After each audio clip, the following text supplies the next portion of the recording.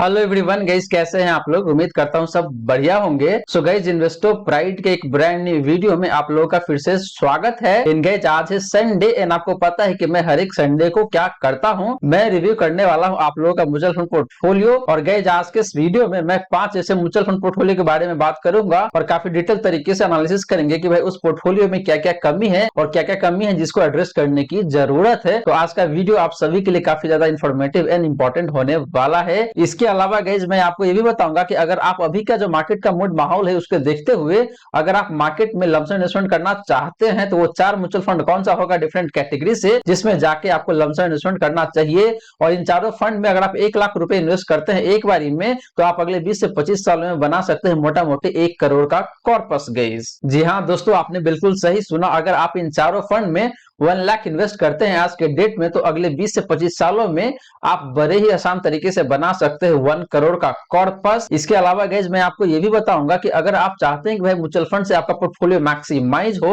तो क्या क्या तरीका है जिसको यूज करके आप अपने पोर्टफोलियो का जो रिटर्न है उसको मैक्सिमाइज कर पाएंगे, जो कि बाकी जो इन्वेस्टर है उसके कंपैरिजन में काफी अच्छा रहेगा आपके लिए। तो चलिए गाइज स्टार्ट करते हैं आज का video. But guys video start करने से पहले फटाफट कर दीजिए इस वीडियो को लाइक। एंड गाइज आपने चैनल को अभी तक सब्सक्राइब नहीं किया हुआ है देन प्लीज सब्सक्राइब कीजिए चैनल को। इन साथ के साथ गाइज नोटिफिकेशन बेल ऑन करके ऑल पे क्लिक कर लीजिएगा ताकि जब भी इस चैनल में वीडियो लेके आऊंगा सारे ही वीडियो का नोटिफिकेशन आपको मिलता रहेगा। और गाइज अगर आप भी चाहते हैं कि मैं आपका म्यूचुअल फंड पोर्टफोलियो को रिव्यू करूं तो आप अपना mutual fund portfolio comment section में मेंशन कर सकते हैं। तो गाइज जैसे मैंने आपको बताया कि हम लोग यहाँ पे 2 तरीके से बात करने वाले हैं। पहले बात करेंगे आपका म्यूचुअल फंड पोर्टफोलियो रिव्यू का, फिर बात करेंगे गाइस कि भाई आपके लिए वो 4 फंड कौन सा हो सकता है जिसमें जाके आपको लमसम इन्वेस्टमेंट करना चाहिए, जो कि अगले 20 से 25 सालों में आपको 1 करोड़ का कॉर्पस बना के दे सकता है।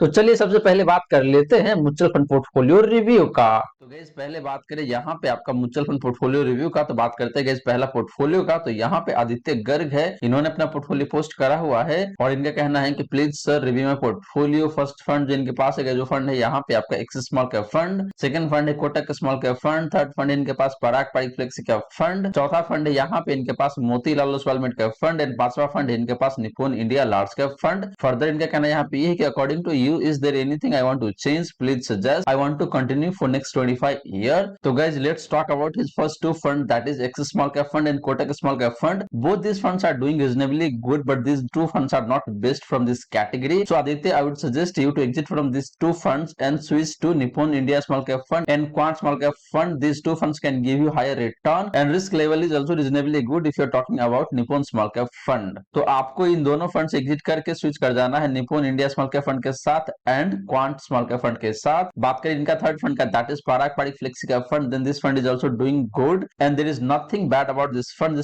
This fund is generating good return over the period of last 1 year, last 3 year, last 5 year and last 10 year as well. The only concern with Parag Parik Flexi Cap fund is its fund size which is nearing to around 40,000 crore or even more than 40,000 crore. तो एक ही point है जहां पे आपको concern होना चाहिए कि भाई इस फंड का जो फंड साइज है काफी ज्यादा देखने को मिल रहा है, except that there is nothing bad about Parag Parik Flexi Cap fund as on date. बात करें इनके पोर्टफोलियो का fourth fund, that is Motilal Oswal mid cap fund, then this fund is also doing exceptionally well in its category and काफी अच्छा return आपको बना के दे रहा है। This is the reason why you should continue with Motilal Oswal mid cap fund. And बात करें इनके पोर्टफोलियो का लास्ट फंड यानी कि निपुण इंडिया लार्ज कैप फंड का, तो ये फंड भी काफी अच्छा परफॉर्म कर रहा है लार्ज कैप कैटेगरी में और आपको काफी अच्छे तरीके से रिटर्न बना के दिया हुआ है, तो आप इस फंड के साथ भी कंटिन्यू करके चल सकते हैं। तो आदित्य अगर आप लॉन्ग टर्म के लिए इन्वेस्ट करना चाहते हैं तो जो मैंने बताया है वो चेंजेस आप कर लेंगे तो आपका पोर्टफोलियो काफी अच्छा बन जाएगा। यानी कि आपको पहला 2 फंड से एग्जिट करना है, एक्सिस स्मॉल कैप फंड से and Kotak small cap fund से, एंड आपको स्विच कर जाना है निपुण इंडिया स्मॉल कैप फंड के साथ and quant small cap fund के साथ। इसके अलावा देखें तो बाकी तीनों फंड आपका काफी सही है, आपको कोई चेंज करने की जरूरत नहीं है। आफ्टर दिस चेंज आपका जो पोर्टफोलियो है काफी सॉर्टेड हो जाएगा and in long term you can expect higher return out of your portfolio.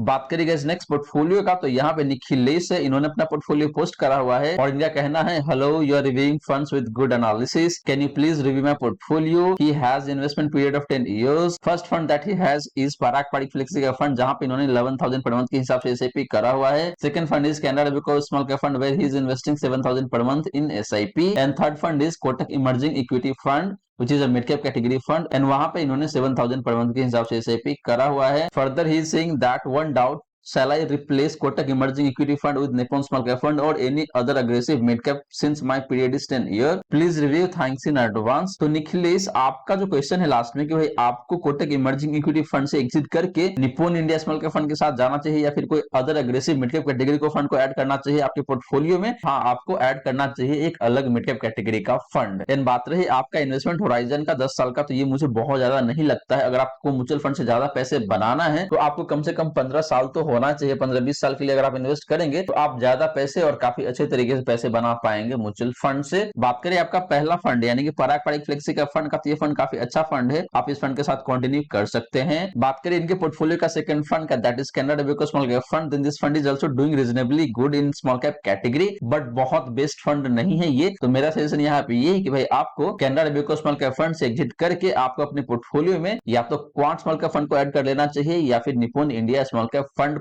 And बात करें आपके पोर्टफोलियो का last fund, that is Kotak emerging equity fund का, तो इस फंड से आपको डेफिनेटली एग्जिट कर जाना चाहिए। And you should include Motilal Oswal mid cap fund in your portfolio, या फिर आप एचडीएफसी मिड कैप फंड के साथ भी जा सकते हैं। तो गैस ये तो बात रही निखिलेश का पोर्टफोलियो का। अब चलिए गैस बात कर लेते हैं नेक्स्ट पोर्टफोलियो का या फिर क्वेश्चन का। तो यहाँ पे देखिए तो एक अपडेट है आप सभी के लिए कि भाई 28 सितंबर को क्यों आपके जो म्यूचुअल फंड है उसका एनएवी चेंज या फिर अपडेट नहीं हुआ था। तो गैस इसके पीछे रीजन ये है क्योंकि मैंने भी जब चेक किया था तो मेरा भी म्यूचुअल फंड का एनएवी अपडेट नहीं हुआ था। तो मुझे भी लग रहा था भाई क्या रीजन है, किसकी वजह से, क्योंकि मार्केट तो खुला हुआ था, स्टॉक मार्केट तो खुला हुआ था। लेकिन गैस यहाँ पे बात कुछ और है कि भाई 28 सितंबर को स्टॉक मार्केट तो खुला हुआ था लेकिन म्यूचुअल फंड के लिए वो दिन नॉन बिजनेस डे था, म्यूचुअल फंड के लिए हॉलीडे था।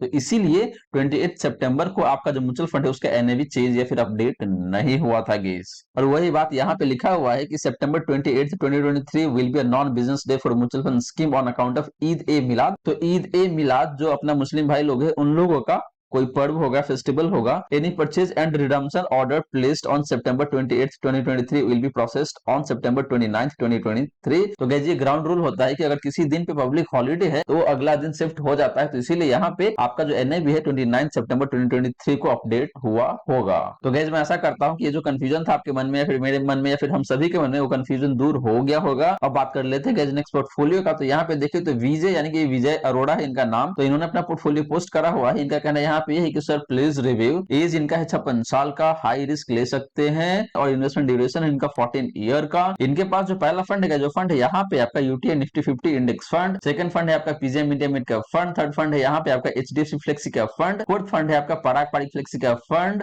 पांचवा फंड है क्वांट फ्लेक्सी कैप फंड, छठा फंड है क्वांट एक्टिव फंड, सातवां फंड है निप्पॉन स्मॉल कैप फंड, आठवां फंड है क्वांट स्मॉल कैप फंड। और इनका कहना ये है कि भाई इन सारे फंड से ऑन एन एवरेज 16% का रिटर्न मिल सकता है क्या अगले 14 सालों के लिए, अगले 14 ईयर्स के लिए। तो गाइस रिटर्न की तो बात हम बाद में करेंगे, पहले बात कर लेते हैं इनके फंड्स के बारे में। तो बात करें पहला फंड का यानी कि यूटीआई निफ्टी 50 इंडेक्स फंड का, तो ये फंड काफी सही फंड है। तो विजय जी आप इस फंड के साथ कंटिन्यू करके चल सकते हैं। बात करें सेकंड फंड का यानी कि PGM India mid cap fund का, तो ये फंड भी देखिए तो वैसे ठीक फंड है लेकिन बहुत अच्छा परफॉर्म नहीं कर रहा है ये फंड। तो मेरा सजेशन यहाँ पे ये कि भाई आपको इस फंड से एग्जिट करके Motilal Oswal mid cap fund या फिर एचडीएफसी मिड कैप फंड के साथ चले जाना चाहिए, वो ज्यादा बेहतर ऑप्शन रहेगा आपके लिए। बात करें नेक्स्ट कैटेगरी का, तो इन्होंने flexi cap and multi cap से मिला के टोटल 4 फंड को इंक्लूड करा हुआ है अपने पोर्टफोलियो में, जो कि बिल्कुल भी सजेस्टेड नहीं है, बिल्कुल भी रिकमेंडेड नहीं है मेरे साइड से। तो यहाँ पे आपको इतने सारे फंड एक ही कैटेगरी से रखने की जरूरत नहीं है। आप एक फंड या फिर मैक्स टू मैक्स आप 2 फंड रख सकते हैं एक कैटेगरी से, स्पेशली फ्लेक्सी कैप कैटेगरी से। और फ्लेक्सी कैप कैटेगरी के साथ दिक्कत क्या है आजकल, क्योंकि फ्लेक्सी कैप फंड्स में आपने देखा होगा कि जो मैक्सिमम इन्वेस्टमेंट है वो लार्ज कैप स्टॉक में ही होता है। तो जो लार्ज कैप फंड है और आपका जो फ्लेक्सी कैप फंड है वहां पे बहुत ज्यादा का डिफरेंस रह नहीं जाता है। तो इसीलिए आपका एक्सपोजर फ्लेक्सी कैप फंड में बहुत ज्यादा नहीं होना चाहिए मेरे हिसाब से।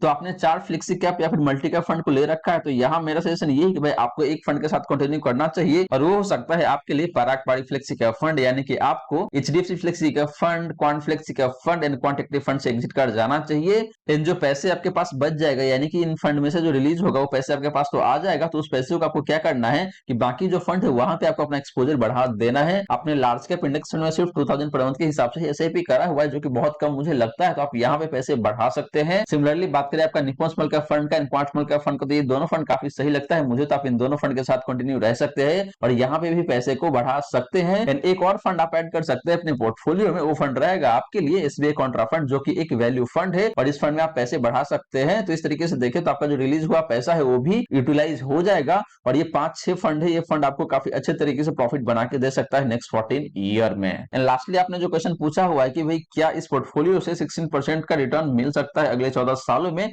तो मेरा आंसर है बिल्कुल यस, आपको मिल सकता है। 16% ही नहीं, आपको 20% के आसपास का रिटर्न भी मिल सकता है अगर आप अच्छे तरीके से इन्वेस्ट करते हैं। और टाइम टाइम पे जब मार्केट में गिरावट आती है तो उस केस में अगर आप लमसम करते हैं या फिर आपका जो रनिंग एसआईपी है उसको टॉप अप करते हैं तो उस केस में आपका पोर्टफोलियो का रिटर्न काफी ज्यादा बन के आ सकता है। फॉर एग्जाम्पल मेरा जो पोर्टफोलियो है ये मोटा मोटी 20% के आसपास का रिटर्न बना के दे रहा है पिछले 8 सालों में। तो मैं टाइम टाइम पे टॉप अप भी करता हूँ, एसआईपी तो चलता ही रहता है, लेकिन जब मार्केट में गिरावट आती है तो उस केस में मैं टॉप अप भी करता हूं। तो इसीलिए मेरे म्यूचुअल फंड पोर्टफोलियो का ओवरऑल रिटर्न है वो अन्य इन्वेस्टर से थोड़ा बेहतर दिखने को मिल रहा है। तो आपको भी इसी स्ट्रेटेजी को यूज करना है और इसको यूज करके आप अगले 14 सालों में बना सकते हैं ज्यादा से ज्यादा पैसे। तो गाइस ये तो बात रही विजय अरोड़ा जी का पोर्टफोलियो का। बात करिए नेक्स्ट पोर्टफोलियो का, तो यहाँ पे आलोक चौधरी है, इन्होंने अपना पोर्टफोलियो पोस्ट करा हुआ है एंड इनका कहना यहाँ पे ये है कि सर प्लीज मेरा पोर्टफोलियो का रिव्यू कीजिए, आई एम 40 ईयर ओल्ड। इनके पास जो पहला फंड है, जो फंड है यहाँ पे आपका पीजीएम इंडिया फ्लेक्सी का फंड, फिर है टाटा स्मॉल का फंड, फिर है आपका मेरे एसेटमेंट का फंड, और तीनों फंड में इन्होंने 1000 पर मंथ के हिसाब से एसआईपी करा हुआ है।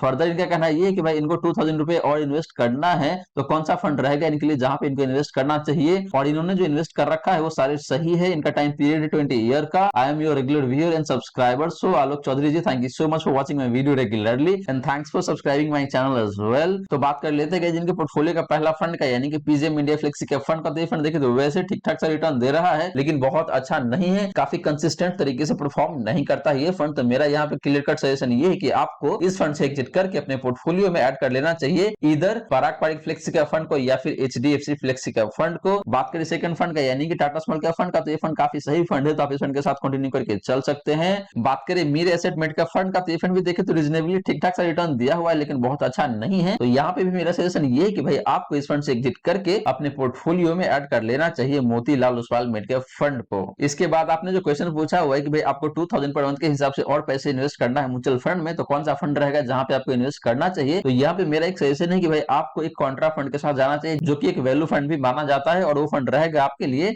SBI Contra fund. आप यहाँ जाके इन्वेस्ट करें, ये काफी अच्छा रिटर्न आपको बना के दे सकता है अगले 20 से 25 सालों में। तो आलोक जी यहाँ पे आपको दो फंड में से एग्जिट करना है। पहला फंड है आपका पीजीएम इंडिया फ्लेक्सी का फंड एंड दूसरा फंड है आपका मेरे एसेटमेंट का फंड। एंड दोनों फंड से एग्जिट करके आप स्विच कर सकते हैं पराग पारिक फ्लेक्सी का फंड के साथ या फिर एचडीएफसी फ्लेक्सी का फंड के साथ। एंड आपको मेरे एसेटमेंट का फंड से एग्जिट करके स्विच करना है मोतीलाल ओसवाल मिडकैप फंड के साथ। अगर आप ये चेंजेस कर लेते हैं तो आपका पोर्टफोलियो काफी सॉर्टेड हो जाएगा और लॉन्ग टर्म में आपको अच्छा रिटर्न बना के दे सकता है। बात करेंगे नेक्स्ट पोर्टफोलियो का, तो यहाँ पे देखें तो नरेंद्र कुमार सिन्हा जी है, इन्होंने अपना पोर्टफोलियो पोस्ट करा हुआ है और इनका कहना है hello sir please review my portfolio. इनके पास जो पहला फंड है जो फंड है क्वार्ट स्मॉल कैप फंड जहां पे इन्होंने 5000 पर मंथ के हिसाब से एसआईपी करा हुआ है। सेकंड फंड है SBI Magna mid cap fund, फिर है आपका निप्पॉन मल्टी कैप फंड, फिर है आपका एचडीएफसी सेंसेक्स इंडेक्स फंड, फिर इनके पास है आईसीआईसीआई निफ्टी इंडेक्स फंड, फिर इनके पास है ICICI mid cap 150 index fund, फिर इनके पास है Nippon India small cap fund 250 index fund. इसके अलावा देखें तो इनके पास है निप्पॉन इंडिया निफ्टी बैंक, फिर इनके पास Nippon India Nifty IT fund भी। तो इन्होंने काफी भसर मचा रखा है अपने पोर्टफोलियो में। इतने सारे फंड तो होना बिल्कुल भी नहीं चाहिए और काफी सिमिलर कैटेगरी का फंड भी मुझे देखने को मिल रहा है और काफी सारे इंडेक्स फंड भी इन्होंने ऐड करा हुआ है अपने पोर्टफोलियो में। तो नरेंद्र कुमार जी अगर आपको लगता है कि भाई आप इंडेक्स फंड में इन्वेस्ट करना चाहते हैं और आप सेफ रहना चाहते हैं, इन दैट केस ठीक है आप इंडेक्स फंड के साथ जा सकते हैं, लेकिन इतने सारे इंडेक्स फंड होना मुझे उतना अच्छा लगता नहीं है। बात करें आपका पहला फंड का यानी कि क्वार्ट स्मॉल का फंड का, तो ये फंड मुझे काफी सही लगता है, तो आप इस फंड के साथ कंटिन्यू करके चल सकते हैं। फिर बात करें SBI Magna mid cap fund का, तो ये फंड भी अच्छा है, तो आप इस फंड के साथ भी कंटिन्यू करके चल सकते हैं। निप्पॉन मल्टी कैप फंड की बात करें तो वैसे ये फंड भी अच्छा परफॉर्म करा हुआ है, तो आप इस फंड के साथ भी कंटिन्यू करके चल सकते हैं। बात करें एचडीएफसी सेंसेक्स इंडेक्स फंड का, तो ये फंड भी काफी अच्छा फंड है, तो आप इस फंड के साथ भी कंटिन्यू करके चल सकते हैं। इसके अलावा आपके पास जितने भी फंड है इंडेक्स कैटेगरी से, आपको सारे ही फंड से एग्जिट कर जाना चाहिए और आपको ऐड करना चाहिए अपने पोर्टफोलियो में एक अच्छा मिड कैप कैटेगरी का फंड, और वो फंड हो सकता है आपके लिए इधर एचडीएफसी मिड कैप फंड या फिर Motilal Oswal mid cap fund. और इसके अलावा मैं आपको एक सजेशन और दूंगा कि आप अपने पोर्टफोलियो में एक स्मॉल कैप कैटेगरी के फंड को भी ऐड कर सकते हैं और वो फंड रहेगा आपके लिए Nippon India small cap fund. इसके अलावा बाकी जितने भी फंड है सारे फंड से आपको एग्जिट कर जाना चाहिए और जो पैसे बचेगा उस पैसे को आप बाकी जो फंड जो मैंने बताया है या फिर आपके पास ऑलरेडी है उस फंड में जाके ऐड कर लेना चाहिए। तो गाइस ये रही बात आपका म्यूचुअल फंड पोर्टफोलियो रिव्यू का। अब चलिए गाइस बात कर लेते हैं कि अगर आपको मार्केट में लमसम इन्वेस्टमेंट करना है अभी के टाइम में, तो भाई कौन कौन सा फंड होगा जहां पे आपको जाके इन्वेस्ट करना चाहिए। तो मैं आपको बताऊंगा 4 ऐसे म्यूचुअल फंड जो कि डिफरेंट कैटेगरी से बिलोंग करेगा और वहां पे जाके आपको इन्वेस्ट करना है अगर आपको लगता है कि भाई आप लमसम करना चाहते हैं म्यूचुअल फंड में, तो अभी के जो मार्केट का मूड माहौल है उसको देखते हुए। बट गाइस वीडियो में आगे बढ़ने से पहले आपने वीडियो को अभी तक लाइक नहीं किया हुआ है देन प्लीज वीडियो को लाइक करें एंड साथ के साथ गाइस चैनल को सब्सक्राइब करके रखिएगा एंड नोटिफिकेशन बेल को ऑन करके ऑल पे क्लिक कर लीजिएगा ताकि जब भी इस चैनल पे वीडियो लेके आऊंगा सारे ही वीडियो का नोटिफिकेशन आपको मिलता रहेगा। मिलेगा। तो चलिए गाइस बात कर लेते हैं कि भाई वो 4 फंड कौन सा है जहां पे आपको लमसम करना चाहिए अभी के मार्केट के मूड माहौल को देखते हुए। तो गाइस यहाँ पे नीलू नायक है, इन्होंने अपना पोर्टफोलियो पोस्ट करा हुआ है और इनका कहना है, sir please review my portfolio, मैं एक किसान गरीब का लड़का हूं। तो नीलू नायक जी, आप अकेले किसान का लड़का नहीं है, मैं भी किसान का लड़का हूं और मुझे लगता है कि जितने भी लोग ये वीडियो देख रहे हैं उसमें से अधिकतर लोग किसान के लड़के होंगे, क्योंकि मैं तो भाई गांव से बिलोंग करता हूं, मेरा खुद का खेती है, वहां पे तो सारा कुछ है, किसान का लड़का ही भाई आगे बढ़ रहा है, पढ़ रहा है, उस हिसाब से आगे बढ़ते जा रहे हैं, तो ऐसा ही होता है। तो आपको टेंशन लेने की जरूरत नहीं है, हम सभी किसान हैं भाई। तो गाइस इनके पोर्टफोलियो में जो पहला फंड है वो फंड यहाँ पे आपका निपुण इंडिया स्मॉल कैप फंड, जहां पे इन्होंने 1500 पर मंथ के हिसाब से एसआईपी करा हुआ है। सेकंड फंड है इनके पास टाटा स्मॉल कैप फंड, फिर है पराग पारिक फ्लेक्सी कैप फंड, फिर इनके पास है कोटक इमर्जिंग इक्विटी फंड। तो इस तरीके से देखें तो इनके पास 4 फंड है और फर्दर इनका कहना है कि सर मैं तो गरीबी देखा हूं, मेरा बेटा बेटी देखना नहीं चाहिए,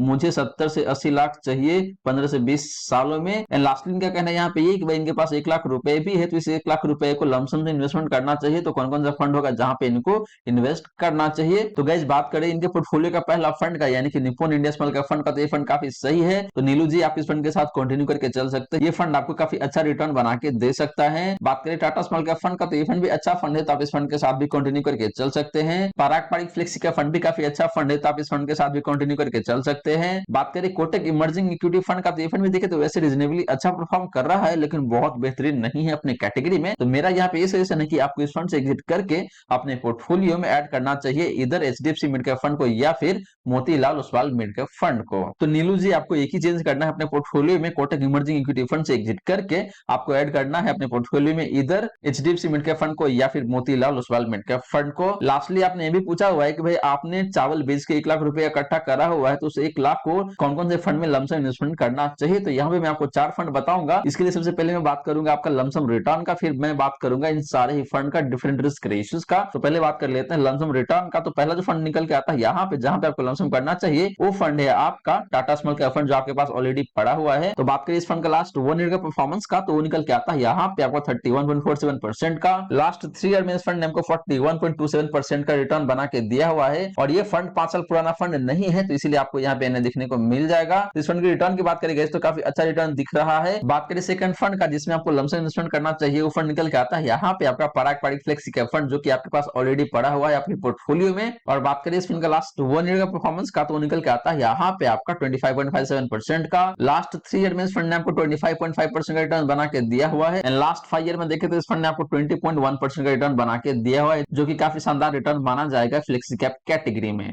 बात करेंगे नेक्स्ट फंड का, तो फंड निकल के आता है यहाँ पे आपका Motilal Oswal mid cap fund. And बात करेंगे जिस फंड का लास्ट 1 ईयर का परफॉर्मेंस का, तो निकल के आता है यहाँ पे आपका 25% का। लास्ट 3 ईयर में इस फंड ने आपको 38% का रिटर्न बना के दिया हुआ है। एंड लास्ट 5 ईयर में इस फंड ने आपको मोटा मोटी 22.5% का रिटर्न बना के दिया हुआ है। तो guys Motilal Oswal mid cap fund ने भी काफी शानदार तरीके से परफॉर्म करके दिया हुआ है अक्रॉस द टाइम फ्रेम। बात करें लास्ट फंड का जिसमें आपको लमसम करना चाहिए, वो फंड निकल के आता है यहाँ पे आपका एसबीआई कॉन्ट्रा फंड। एंड बात करें इस फंड का लास्ट 1 ईयर का परफॉर्मेंस का, तो निकल के आता है यहाँ पे आपका 31.36% का। इस फंड ने लास्ट 3 ईयर में आपको मोर देन 40% का रिटर्न बना के दिया हुआ है। एंड बात करें लास्ट 5 ईयर का परफॉर्मेंस का, तो निकल के आता है यहाँ पे आपका 22.63% का। तो एसबीआई कॉन्ट्रा फंड ने भी अक्रॉस द टाइम फ्रेम काफी जबरदस्त तरीके से परफॉर्म करा हुआ है। तो ये 4 फंड है नीलू जी जहां पे आपको जाके लमसम करना चाहिए। आपके पोर्टफोलियो में सिर्फ एक ही फंड नहीं है एसबीआई कॉन्ट्रा फंड, तो आपको इस फंड को ऐड करना चाहिए अपने पोर्टफोलियो में। और ये चारों फंड आपको लमसम में भी काफी अच्छा परफॉर्म करके दे सकता है, लॉन्ग टर्म में आपके पास काफी अच्छा पैसा बन के आ सकता है। और अगर आप इन चारों ही फंड में मोटा मोटी अगले 20 से 25 सालों के लिए इन्वेस्ट करके चलते हैं, तो आप बड़े ही आसान तरीके से मोटा मोटी 1 करोड़ का कॉर्पस बना सकते हैं। यानी कि आप 1 लाख इन्वेस्ट करके अगले 20 से 25 सालों में बना सकते हैं 1 करोड़ का कॉर्पस। एग्जैक्टली बात करें तो 95-98 लाख के आसपास में बन के आता है। तो मोटा मोटी 1 करोड़ का जो कॉर्पस है वो आप अचीव कर पाएंगे अगले 20 से 25 सालों में, सिर्फ 1 लाख रुपए इन्वेस्ट करके इन चारों ही फंड में। तो गाइस ये तो बात हमने किया इन चारों ही फंड का लमसम रिटर्न का। बात कर लेते हैं यहाँ पे इन चारों फंड का रिस्क रेशियोज का। तो पहले बात कर लेते हैं आपका टाटा स्मॉल कैप फंड का। बात करें इस फंड का स्टैंडर्ड डिवीजन का, तो निकल के आता है यहाँ पे आपका 15.05 का। बात करें इस फंड का साफ रेशियो का, तो निकल के आता है यहाँ पे आपका 1.83 का। एंड बात करें इस फंड का अल्फा का, तो निकल के आता है यहाँ पे आपका 7.88% का।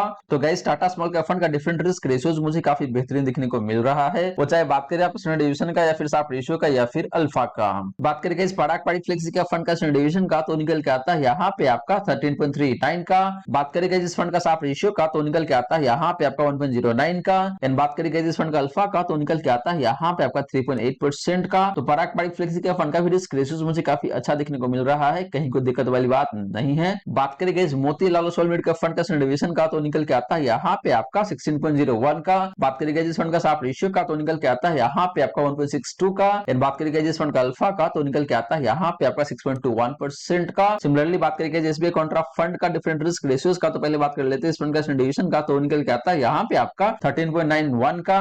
बात करेंगे जिस फंड का साफ रेशियो का तो निकल के आता है यहाँ पे आपका 1.88 का। एंड बात करेंगे जिस फंड का अल्फा का तो निकल के आता है यहाँ पे आपका मोटा मोटी 13% का। तो गाइस सारे ही फंड का रिस्क रेशियोज की बात करें तो काफी बेहतरीन दिखने को मिल रहा है, वो चाहे बात करें आप इन सारे ही फंड का स्टैंडर्ड डिवीजन का या फिर साफ रेशियो का या फिर अल्फा का। गाइस आपको बता दूं कि एक पर्टिकुलर फंड का स्टैंडर्ड डिवीजन जितना कम होता है उतना ही अच्छा माना जाता है। उससे ये पता चलता है कि उस फंड का रिटर्न की वोलेटिलिटी काफी कम रहता है। बात करें साफ रेशियो का तो साफ रेशियो जितना ज्यादा होता है एक फंड का उतना ही अच्छा माना जाता है। इससे पता चलता है उस फंड का रिस्क एडजस्टेड रिटर्न उतना ही बेहतर निकल के आता है। एंड बात करेंगे अल्फा का तो अल्फा का नंबर भी जितना ज्यादा होता है उतना ही अच्छा माना जाता है। इससे पता चलता है कि उस फंड का रिटर्न काफी बेहतरीन निकल के आता है अपने बेंचमार्क इंडेक्स के कंपैरिजन में। तो गाइस ये चार फंड है जहां पे आपको जाके लमसम करना चाहिए और ये चारों फंड जैसे मैंने आपको बताया कि भाई अगले 20 से 25 सालों में मोटा मोटी 1 करोड़ का कॉर्पस बना के आपको दे सकता है अगर आप 1 लाख रुपए इन्वेस्ट करते हैं आज के डेट में। तो गाइस ये रही सारी की सारी बातें जो हमने किया आज के इस वीडियो में। और गाइस यहाँ पे मैंने आपको 5 पोर्टफोलियो रिव्यू करके दिया है और पांचों ही पोर्टफोलियो देखे तो अपने अपने जगह पे काफी सही तरीके से दिख रहा था, लेकिन पांचों ही पोर्टफोलियो में गाइस कुछ ना कुछ कमी जरूर था जिसको आपको एड्रेस करने की जरूरत है। तो अगर आप अपने पोर्टफोलियो में रेस्पेक्टिव चेंजेस कर लेंगे तो आपका पोर्टफोलियो काफी सॉर्टेड हो जाएगा